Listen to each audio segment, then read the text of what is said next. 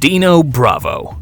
Dino Bravo, born Adolfo Bresciano in 1948, grew up in Montreal's Italian community and trained under veteran Gino Brito. By the early 1970s, he was one of the city's hottest young wrestlers, winning tag team titles in NWA Hollywood and the WWF before returning to Canada as a multi-time Canadian heavyweight champion. In Montreal, he became a headline attraction, regularly selling out arenas against stars like Abdullah the Butcher and Rick Martel. In 1985, Bravo returned to the WWF just as Vince McMahon was transforming the company into a global powerhouse. Repackaged as the world's strongest man, he leaned into a power-based style and turned heel under Johnny Valiant's management. His most notorious movement came in 1988 when he staged a bench press world record attempt on live television, allegedly lifting 715 pounds with visible help from Jesse Ventura. Though clearly a stunt, it gave Bravo instant notoriety and reinforced his new persona as a powerhouse villain. Through the late 1980s, Bravo was booked as a steady mid-card heel.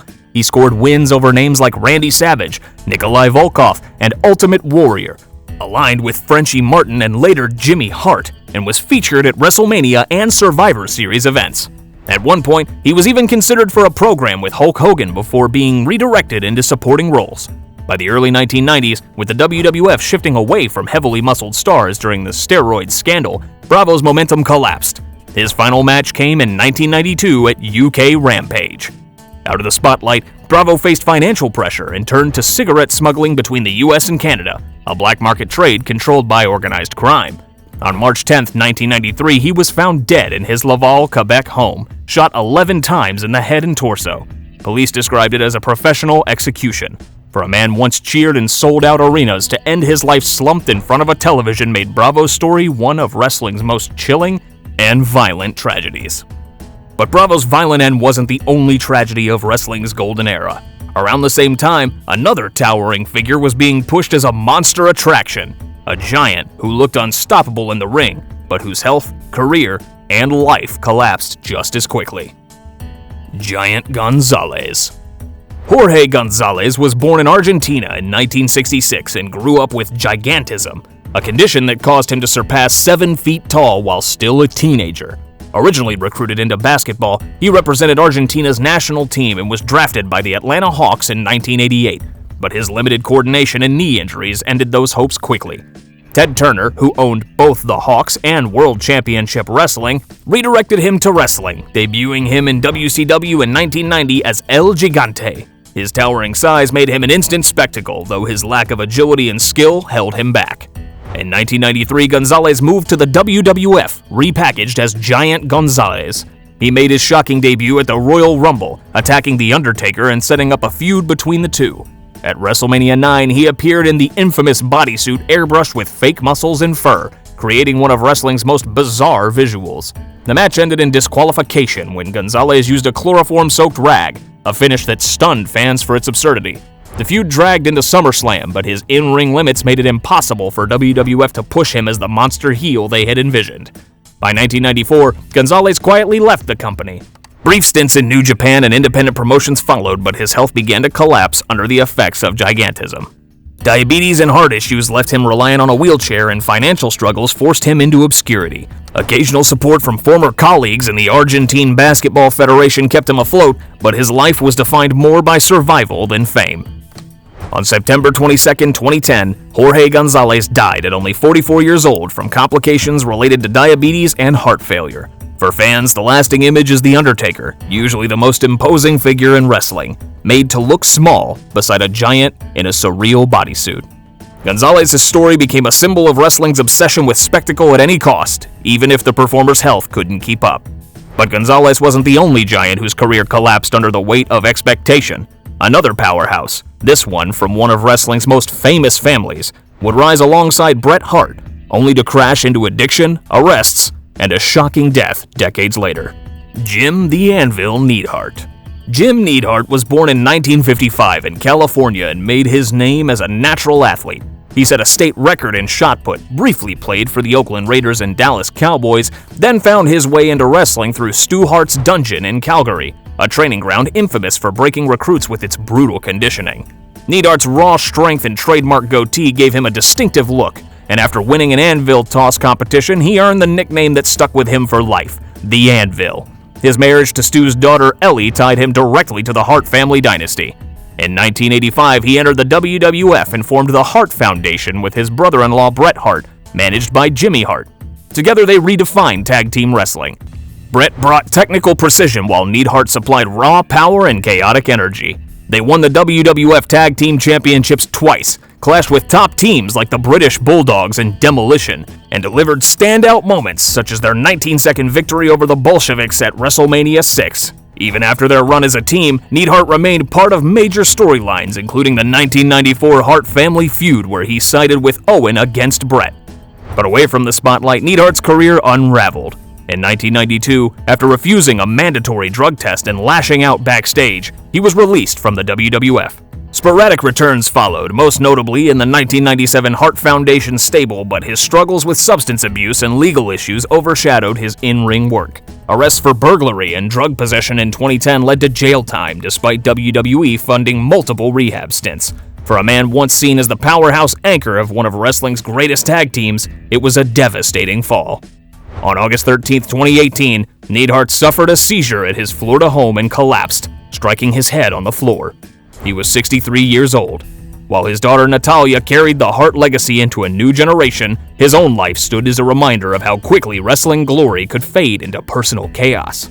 And as Neidhart's story closed, another WWF figure was taking center stage, a wrestler who hid behind clown paint, turning a children's character into one of wrestling's most disturbing villains. Doink the Clown. Matt Borne, son of Portland wrestling veteran Tony Borne, debuted in 1978 and spent over a decade working the territories. He proved himself as a skilled and adaptable wrestler, competing in Mid-South, World Class, and Mid-Atlantic. Yet despite championship runs and solid work, he never found the defining role that could make him a national name. That chance finally came in 1993 when the WWF gave him the gimmick that would define and ultimately consume his career. Borne became Doink the Clown, a character designed to turn a symbol of fun into something sinister. This wasn't a circus clown. This was a villain who weaponized pranks to humiliate opponents and unnerve fans. At WrestleMania 9, the character reached its peak when a second Doink emerged from under the ring to help him defeat Crush, a shocking finish that made the clown one of the most unsettling creations of the era.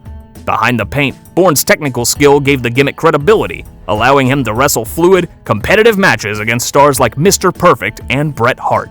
But behind the scenes, Borne's demons caught up with him. Reports of drug use led to his release in late 1993, cutting short a character that had been penciled in for a feud with Bam Bam Bigelow. He reappeared briefly in ECW with a darker, stripped-down version of Doink that hinted at what might have been, but he soon faded to the independent scene. On June 28, 2013, Borne was found dead in Plano, Texas, from an overdose of morphine and hydrocodone, with heart disease listed as a contributing factor. At just 55, the man who had terrified arenas worldwide died alone, another victim of the industry's relentless toll. Doink remains one of wrestling's most unforgettable gimmicks, proof that even the most cartoonish concept could become deeply disturbing in the right hands. But the tragedy of Matt Borne is how quickly that innovation was undone by addiction and missed opportunities. And as his story ended in a quiet Texas home, another monster was rising. A 400-pound powerhouse who blended raw size with shocking agility, and who battered his way through Japan, WCW, and the WWF before his own body finally gave out. Vader. Leon White, born in 1955, was a dominant athlete long before wrestling. An All-American lineman at the University of Colorado, he was drafted by the Los Angeles Rams in 1978 and even played in Super Bowl 16.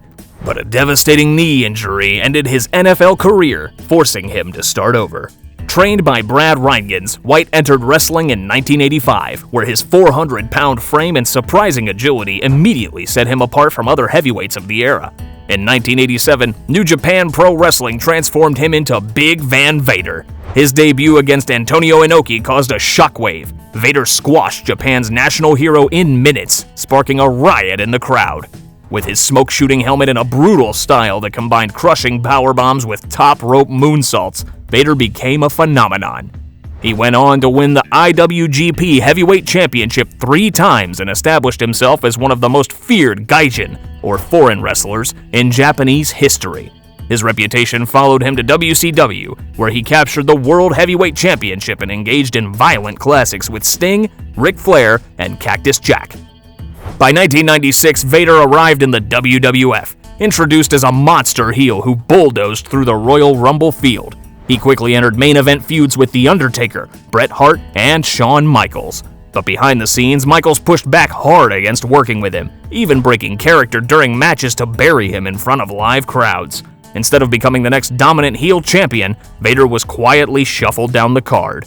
By 1998, his momentum was gone, punctuated by his infamous promo where he called himself a fat piece of shit on live TV. A startling collapse for a man once seen as unstoppable.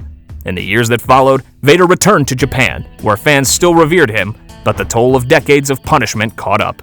Years of heavy drinking, a broken body, and worsening heart disease left him struggling just to live.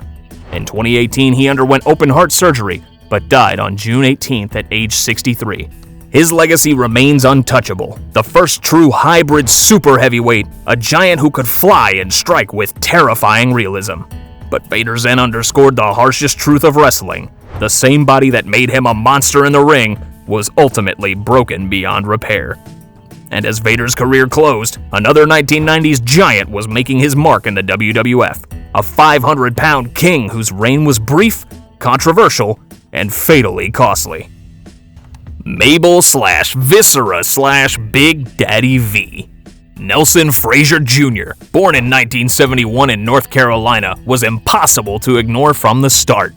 By his teens, he weighed over 300 pounds, and by his early 20s, he was nearly 500, a size that made him both a spectacle and a natural fit for professional wrestling.